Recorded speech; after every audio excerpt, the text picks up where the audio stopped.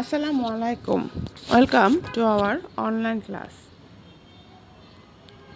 সাথে আছি আমি Afrin Sultana, lecturer Bangladesh and global studies, Dhaka megacity college. আজকে আমরা পড়ব চ্যাপ্টার 6-এর the state citizenship and law এর কিছু টপিকস ফর ক্লাস 9 অ্যান্ড 10। টপিকসগুলো হলো the concept of citizen, the duties and responsibilities of a citizen, the concept of law, the characteristics of law and the sources of law।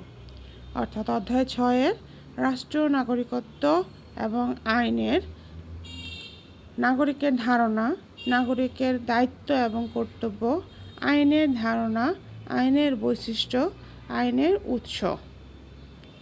The concept of citizen. The word citizen derived from the Latin word civis. Usually by the word citizens it means the inhabitants who reside the city. Aristotle, the father of the political science, also described citizen in his definition, saying, who participate in the administration directly and represent in the city state is called citizen. অর্থাৎ Latin শব্দ civics থেকে citizen বা নাগরিক শব্দটির উৎপত্তি হয়েছে। সাধারণত নাগরিক ধারা নগরে বসবাসরত অধিবাসীকে বোঝায়। রাষ্ট্রবিজ্ঞানের জনক অ্যারিস্টটল নাগরিকের সংজ্ঞায় বলেছেন, সে ব্যক্তি নাগরিক যে নগর এবং রাষ্ট্রের প্রতিনিধিত্ব করে এবং শাসনকার্যে সক্রিয়ভাবে অংশগ্রহণ করে। তবে এখানে অ্যারিস্টটল বুঝিয়েছেন যারা সক্রিয়ভাবে অংশগ্রহণ করে এবং প্রতিনিধিত্ব করে তারাই রাষ্ট্রের নাগরিক। এখানে আরও কিছুটা সংযোজন হবে এভাবে যে যাদের উপর প্রতিনিধিত্ব করা হচ্ছে এবং যাদের জন্য অ্যাডমিনিস্ট্রেশন বা প্রশাসনের কাজ করা হচ্ছে তারাও দেশের নাগরিক। কেননা নাগরিক না থাকলে প্রশাসন এবং অ্যাডমিনিস্ট্রেশন অথবা প্রতিনিধিত্বর প্রশ্নই আসতো না। As a citizen, everyone is equal. All men, women, irrespective to caste and creed, are entitled to be a citizen. অর্থাৎ রাষ্ট্রের নাগরিক হিসেবে সকলেই সমান অধিকার ভোগ করে। বর্তমানে নারী, পুরুষ, ধর্ম, গোত্র নির্বিশেষে সকলেই নাগরিকত্ব অর্জন করতে পারে। তবে পৃথিবীর বিভিন্ন দেশের নাগরিকত্ব অর্জনের শর্তাবলী বিভিন্ন রকম। The concept of law. Usually, law is a combination of various kinds of rules, regulation, custom, practice, rituals, and codes. According to the Professor Holland, a law is a general rule of external action enforced by the sovereign political authority. From the above definition, some of characteristics of law are noticed, and those are follows. Number 1, law controls the external behavior and work of people. Number 2, law is for all because it is equally applicable to everyone in a state. Number 3, law is one kind of order or prohibition which everyone has to obey. The person who disobeys the law faces punishment. Number 4, law is recognized and imposed by the authority of the state. Number 5, everyone obeys the customs and regulation of the society.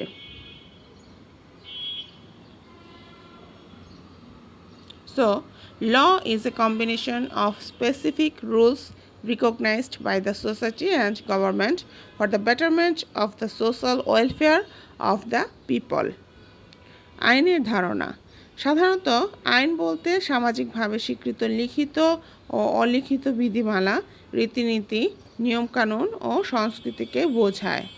অধ্যাপক হল্যান্ডের মতে আইন হচ্ছে মানুষের বাহ্যিক আচরণ নিয়ন্ত্রণের কতগুলো সাধারণ নিয়ম যা সার্বভৌম ও রাজনৈতিক শক্তি কর্তৃক প্রণীত হয়। এখান থেকে আইনের কিছু বৈশিষ্ট্য আমরা পেতে পারি, যেমন আইন মানুষের বাহ্যিক আচার আচরণ ও ক্রিয়াকলাপ নিয়ন্ত্রিত করে। আইন হচ্ছে সর্বজনীন, তা রাষ্ট্রের সকলের উপর সমানভাবে প্রযোজ্য। আইন হচ্ছে এক ধরনের আদেশ বা নিষেধ যা সকলকেই মান্য করতে হবে। যারা আইন অমান্য করে তাদের সাজা পেতে হবে।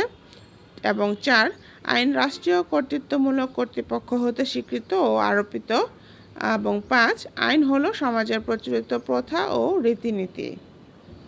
অর্থাৎ দেখা যাচ্ছে যে আমরা কেউই আইনের বাইরে না, ধর্ম, গোত্র, ধনী, গরিব সকলেই নির্বিশেষে আইনের আওতায় নাগরিক পর্যায়ে পড়ে।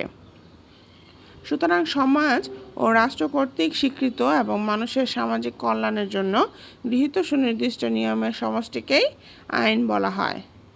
The sources of law. Political scientist Holland mentioned 6 main sources of law. Those are: number 1, customs; number 2, religion; number 3, the judgment of court; number 4, the scientific discussion; number 5, the sense of justice; and number 6, the parliament. অর্থাৎ 6টি উৎস থেকে আমরা আইনের যে পথ চলাটা শুরু সেটা পাই। রাষ্ট্রবিজ্ঞানী হল্যান্ড আইনের 6টি প্রধান উৎসের কথা উল্লেখ করেছেন, যেমন প্রথা। প্রথা হলো একটা রীতিনীতি, যেমন অনেক দিন যাবৎ চলে এসছে একটা নিয়ম, সেটাকে বলা হয় প্রথা। ধর্ম, যার যার ধর্মে অবশ্যই কিছু বিধিমালা, কিছু বিধিনিষেধ দেওয়া আছে, সেটার আঙ্গিকেও আইন প্রণীত হয়। বিচার সংক্রান্ত রায়, এক একটা বিচার এক একটা অপরাধের ধরন সাধারণত এক এক রকম হয়, তো বিচার সংক্রান্ত যে রায়গুলো আছে সেটার উপর ভিত্তি করেও আইন প্রণীত হয়। বিজ্ঞানসম্মত আলোচনা, সব কিছুই যেমন একটা বিধিনিষেধের মধ্যে পড়বে, তারপরে বিচার সংক্রান্তের মধ্যে পড়বে সেটা কিন্তু নয়। কিছু কিছু আছে যৌক্তিক ব্যাপারও আছে, সেই যৌক্তিক ব্যাপারগুলো সাধারণত বিজ্ঞানসম্মত আলোচনার মাধ্যমে আইন প্রণীত হয়। ন্যায়বোধ ও আইনসভা। ন্যায়বোধ হচ্ছে কারো মধ্যে ন্যায়, মায়া, মমতা যেগুলো কাজ করে সেটার উপর ভিত্তি করেও অনেক সময় আইন প্রণীত করা হয়, এবং আইনসভার নির্দিষ্ট কিছু নিয়মের আঙ্গিকেও আইন প্রণীত হয়। এখন উক্ত আলোচনা থেকে আমরা যেসব হোম টাস্কগুলো পেয়ে থাকি সেগুলো হলো: number 1, what do you mean by citizen? নাগরিক বলতে তুমি কি বোঝো? What do you mean by law? আইন বলতে কি বোঝো? Explain the characteristics of law.